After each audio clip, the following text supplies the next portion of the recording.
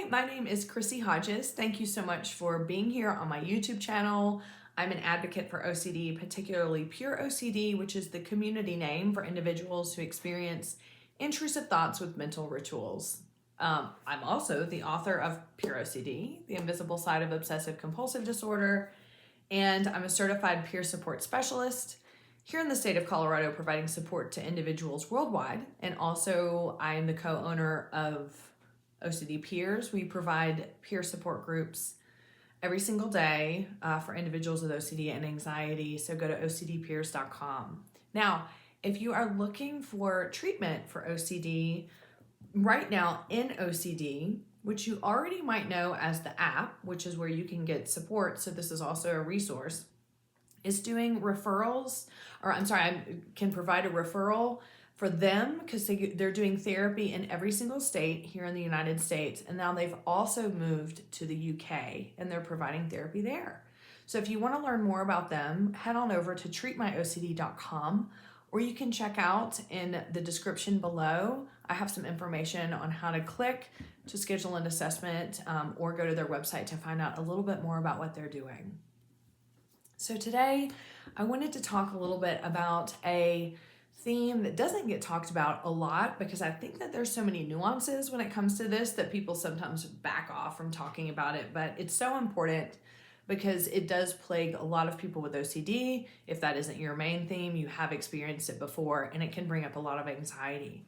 So this is when your OCD latches onto suicide. Now, I want to make a couple things clear. First of all, when we experience OCD, which is a mental illness, we experience something that is really exhausting. We can experience this for a very, very long time, and sometimes that can be accompanied by depression, and sometimes you can have suicidal ideation. You can have suicidal thoughts, and they can be passive or they can be active. And these are things that you definitely want to talk to your OCD therapist about, or your therapist in general. Passive suicidal ideation might be, you know what, it would just be so much better if I could just end it. It would be better for me, better for my family, better for whatever. You have kind of these passive thoughts of just wanting to be out of suffering. Active suicidal ideation is I am actively creating a plan. I am doing things that are indicating that I am in danger and I'm going to be attempting to take my life. Now, of course, when you get to that place, you definitely want to reach out and get some serious help. I know that sometimes when you are actively suicidal, it feels like there is no help and that there's no hope. I have been there before. I often do experience suicidal thoughts and suicidal ideation. So I just want you to know I really get it, and it's a hard place to be. Asking for help is a good first step. People understand way more than you think that they're going to understand. And it isn't something that, when you're asking the right people it's going to create fear and it's going to create judgment. It just is the time to ask for help. So with that said, I wanted to make sure that we have kind of the distinction of when you're actually experiencing passive or active suicidal ideation versus now when OCD begins to latch on a suicidal theme. So what this might look like, and again, I want you to listen to the whole video so you can understand how I'm putting this together. When we're talking about this, I want to warn you, you're probably going to get triggered as we're talking about this because suicide is a real thing that happens and that people think about and attempt in having mental health. So I want to make sure that I'm being as thoughtful as I can producing this information, and that you understand that it's okay to get triggered as I'm talking about things, but please listen to the whole message and understand the differences. As we know, OCD is going to latch on to any and everything that I am saying in order to make you feel like, oh my gosh, maybe I really am passively or actively suicidal. Maybe this really isn't just a theme. I do want you to know that that is part of having this theme. The same way if I'm doing a video about pedophilia theme and I try not to venture into like what people really would think or feel if they were a pedophile, because inevitably your OCD would latch onto that. and you all of a sudden would start to not know the difference between what you're feeling before and what you're feeling now, that you think that this is some definitive answer on whether you are or aren't a pedophile. So when it comes to talking about, and this is probably why there's not a lot of information out there, is that when it comes to talking about the suicidal theme, the lines can get crossed so much that I think we get afraid that we don't want to trigger people more. So this is what I'm going to do in this video. I'm going to treat it like harm OCD, because suicidal themed OCD is harm OCD. It's just turned on yourself. It's worrying that you are going to snap and do something. It's worrying that this is something you want to do and that this is, something that you're capable of doing to someone else. Instead, it's turned onto yourself. So the suicide piece very much becomes the actual harm. But most and all of the things that you're obsessing about and that you're ruminating about and all the compulsions around are, in general, what most people do when it comes to harm OCD. So let's break it down this way.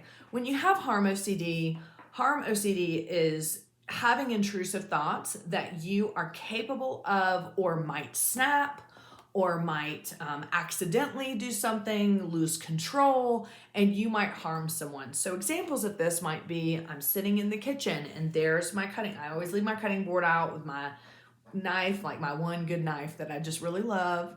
But it sits out in the kitchen the whole time. So if I'm sitting there, my husband is sitting across, I might look at the knife and have an intrusive thought of, oh my gosh, what if, some would be like, what if I grab the knife and I trip and stab him? Or what if I just decide to pick up the knife and stab him and harm him?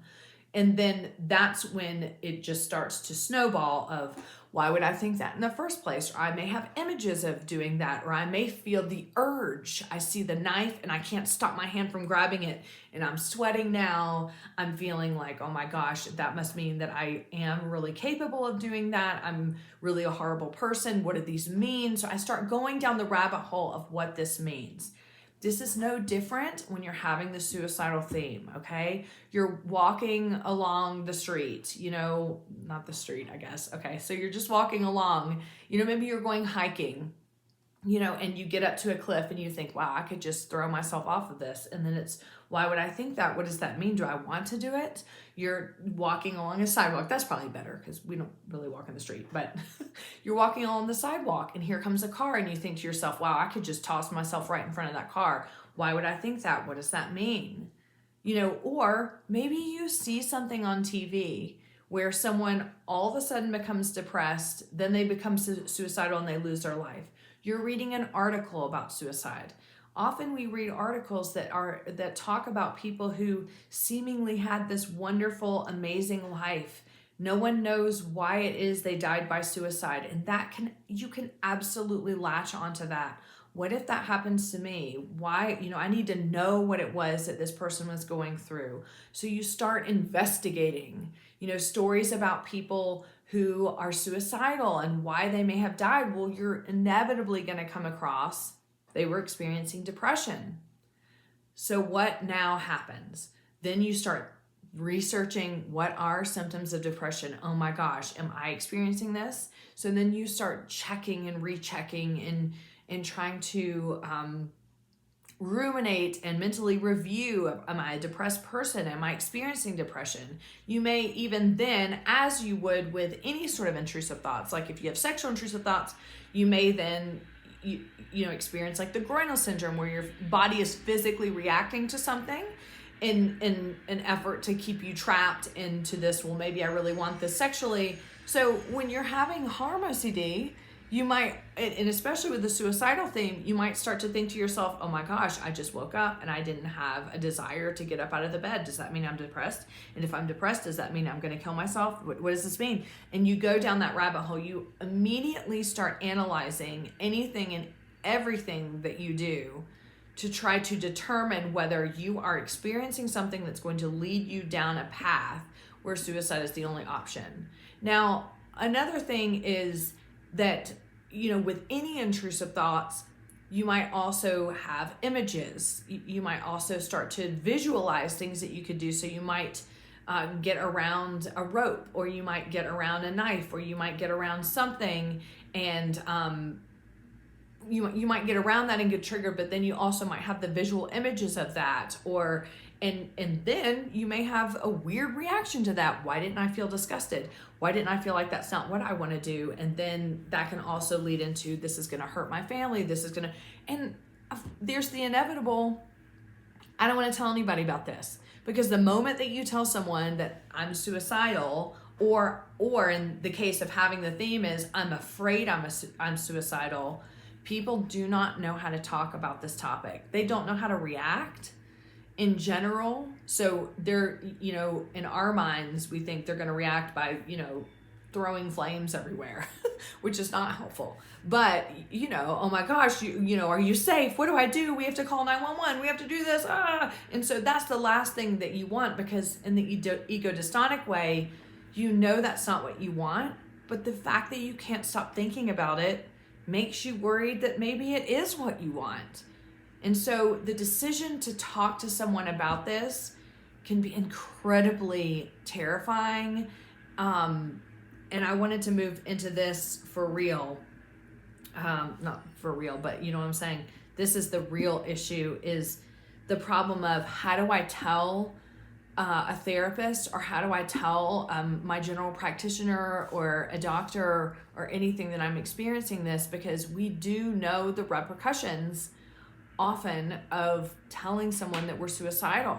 Does that mean I'm going to be taken to a hospital? Am I going to be put on a 72-hour hold? So it's so very important to talk with someone who understands OCD in the way that they can assess, okay, this is an actual theme. It's a fear versus desire.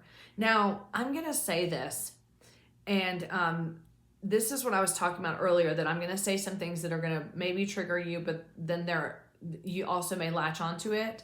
But in general, what we're looking for in regards to suicidal ideation versus in thoughts versus suicidal theme is, when someone is experiencing suicidal ideation or thoughts, yes, they may experience some anxiety, because the idea of going through with it is terrifying and scary to some degree, but you're generally going to settle into some relief. I'm suffering. I just want this to be over. I just don't want to deal with this anymore. If I could, I think Aaron Harvey on his Instagram, when he was talking about this, said, if I could just flip the switch and then it would be over. It just feels like a relief. But people with suicidal theme do not feel that way. It is very much based in this anxiety. This is what I do not want. This is this is the last thing that I would want to do, and then I'm so scared that this is what it is. Now, I'm going to take that whole scenario that I just said, and just know what OCD might do is latch onto those two feelings, and now all of a sudden make you feel one of those to prove that you do or don't. But I wanted to express that to you, just so I could say, when you go to a therapist, that is some of the stuff that they're assessing for. That's what they're looking for. So, which is why it's so important to go to an OCD specialist when you're dealing with this theme. They can absolutely ask the things that they need to hear in order to go, this is a harm theme, and we know how to treat this, and I can hear you out, and I don't feel alarmed, and I don't feel the need to have to, report or put you on a hold or anything like that. And that's why this theme can be so hard. And it also, I just want to validate for you how lonely this fear can feel like as well. And it just probably feels like right now, everywhere you look, it feels alarming, because we're right in the middle of a pandemic right now. We're reading all these things about mental health, about suicide rates, and you are just trying to cope with having this theme, and it's almost everywhere that you're looking. You're getting triggered all over the place. You don't know what's up or down at this point and what you feel. So I just want to validate for you how lonely and how scary this can feel from every single angle. The good news I want to give you is that this is just like any other theme. Again, I'm not, negating how awful the themes are, that the themes are real and that they're very emotional, and the attachment to them can be difficult to deal with. But as far as treatment, this is just like getting treatment for harm OCD. And harm OCD is terrifying in itself. But I want you to think about it in that way. Sometimes we think about it separate, which can make it more difficult, to digest. It is just harm OCD. It's just turned towards yourself. So treatment would be the same. It would be exposure response prevention, facing this fear head on, which is, I think, going to be really terrifying for you, because you think to yourself, I don't want to face this, because what if I find out I really am suicidal? And there's so much research out there that says that depression and suicidal ideation go hand in hand with OCD. And this is what I try to tell people.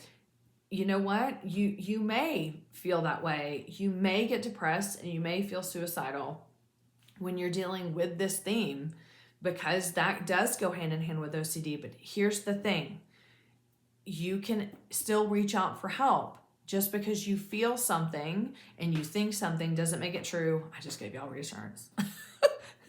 But everybody feels that risk going into therapy. I'm too afraid to do therapy because I'm afraid that I might find out it's true. I may be afraid that the therapist is going to tell me I really don't have OCD and I really am suicidal and I really do need to be carted away and my life is over, things like that. People do feel like that for every single theme. So while I know that it may seem more real for you, it's not. It is a theme that your brain is latched onto. Remember, think about it as harm OCD, just directed at you, and make sure to get the correct treatment, which is exposure response prevention. So I hope that this has been helpful. I know that there's probably a lot of language in here that has been triggering, and also things that I've said, you've probably now, OCD can easily latch onto some of those feelings, and may wake up tomorrow and feel like, oh my gosh, now I feel relief. What does that mean? Just so you know, that's just the game of OCD, right? When you have sexual intrusive thoughts, the feeling of disgust sometimes feels safe. And then one day you wake up and that feeling is gone. And all of a sudden you're scared. If I don't feel disgust, that means this. OCD can really morph any feeling that you have. It can morph just about anything to keep you stuck. Treatment can help. So with that said, I just want to remind you, if you're looking for treatment in the States or over in the UK, head on over to treatmyocd.com or check out below where you can click and grab an assessment. If you are looking for referral consultations for therapists in your area or peer support, head on over to chrissyhodges.com. There's myself, and then there's another peer in my practice, and he's awesome as well. And we can help support you wherever you are in your recovery. And we can also provide referrals wherever you are. Check out ocdpeers.com and come join us for a group if you need that support. And thank you for being here tonight. And just appreciate you and look forward to seeing you next time.